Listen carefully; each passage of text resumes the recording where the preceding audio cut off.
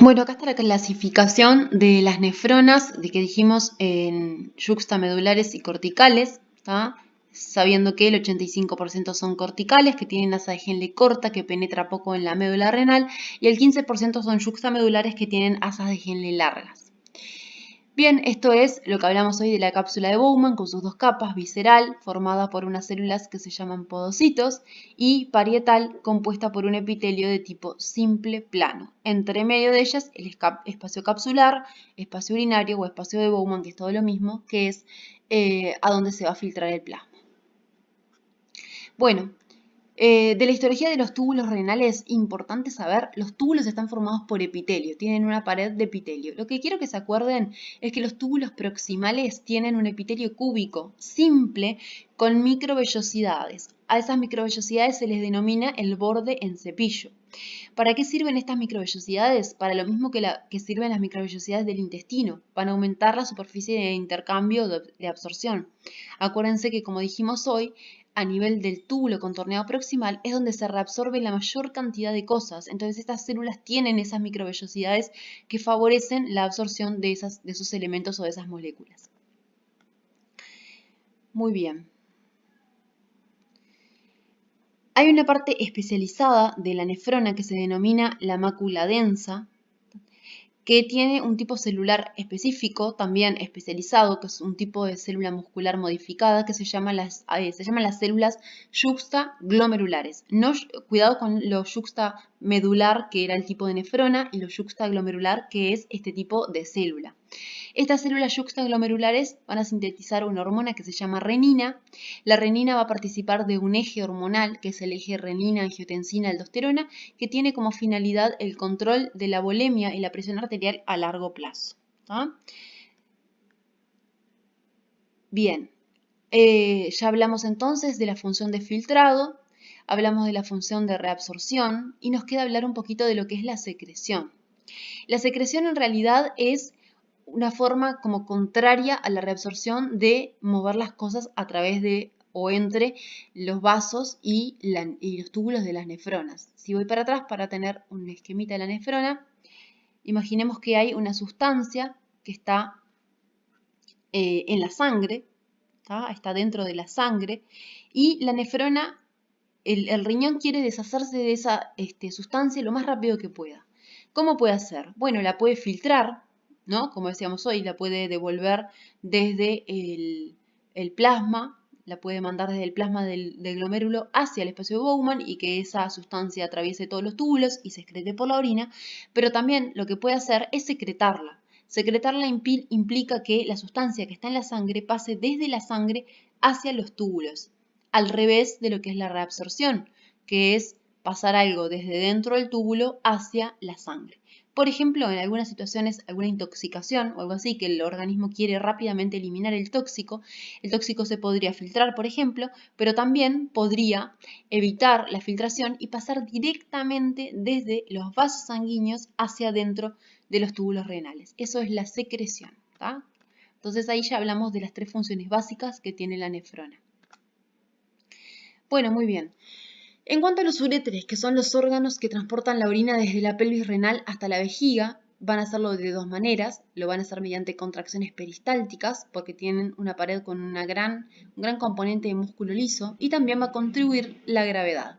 Los uréteres son dos tubos, miden más o menos 25 centímetros, son órganos retroperitoneales igual que el riñón, y van a entrar a la vejiga por su cara posterior formando un ángulo oblicuo.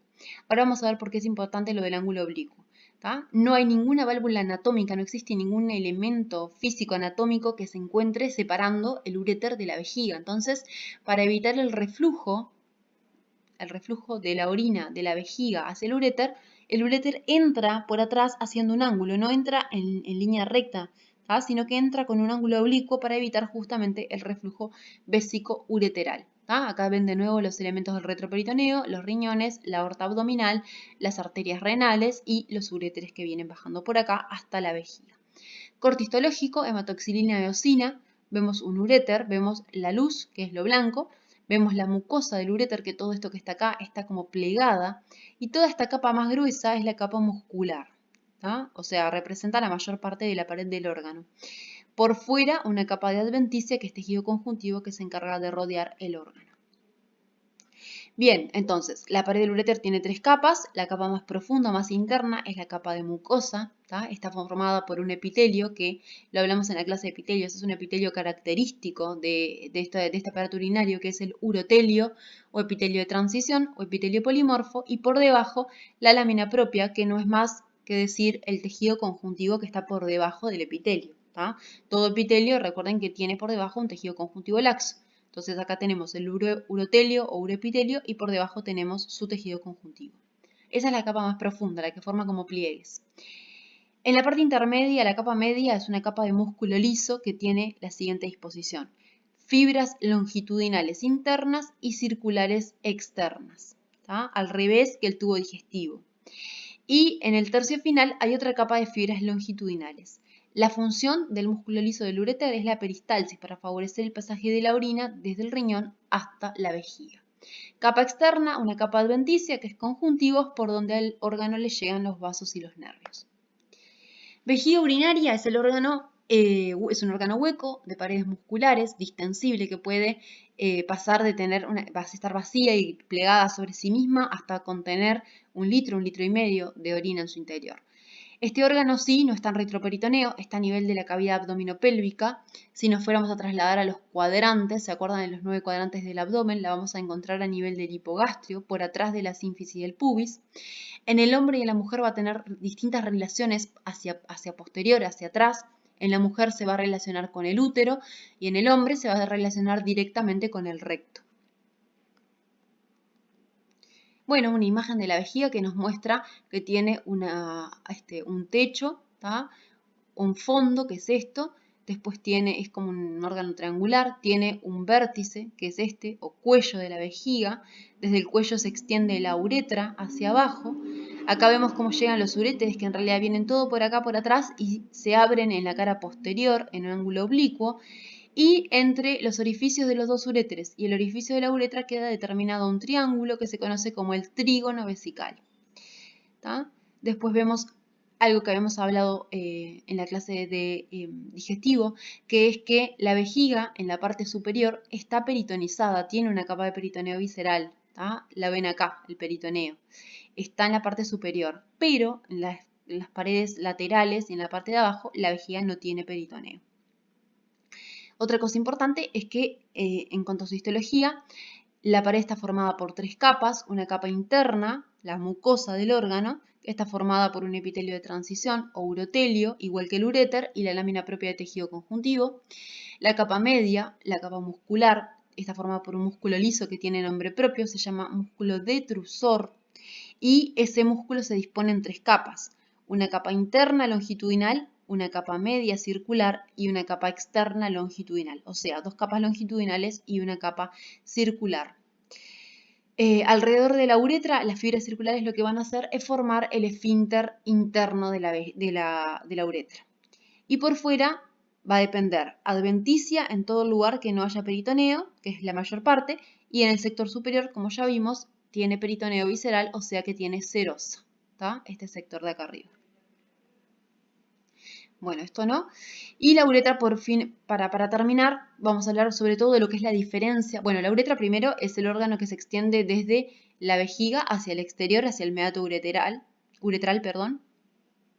En la mujer mide más o menos 4 centímetros, tiene 2 capas, una mucosa y una muscular. El epitelio es muy variable, puede tener varios tipos de epitelio diferentes de acuerdo a la persona. Y en el hombre mide más o menos 15 centímetros, también tiene 2 capas, una capa mucosa y una capa muscular.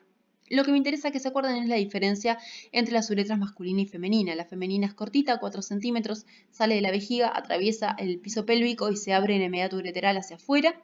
Y la del hombre va a atravesar esto que es la glándula prostática, esta estructura que está acá, atraviesa a la glándula prostática, atraviesa el periné y se abre por el pene hacia el meato ureteral. Entonces, la uretra del hombre es más larga y tiene 3 sectores. Le llamamos al primer sector la uretra prostática, que es este sector de acá, es el sector de la uretra que atraviesa la glándula prostática. Después tenemos la uretra membranosa, que es este pedacito, aproximadamente 1 centímetro, que atraviesa el diafragma urogenital en el piso pélvico. Y por último tenemos la uretra peniana o esponjosa, que es la que atraviesa la longitud del pene. ¿tá? Entonces es importante recordar las tres partes de la uretra masculina sobre todo. Está todo escrito ahí en la diapo.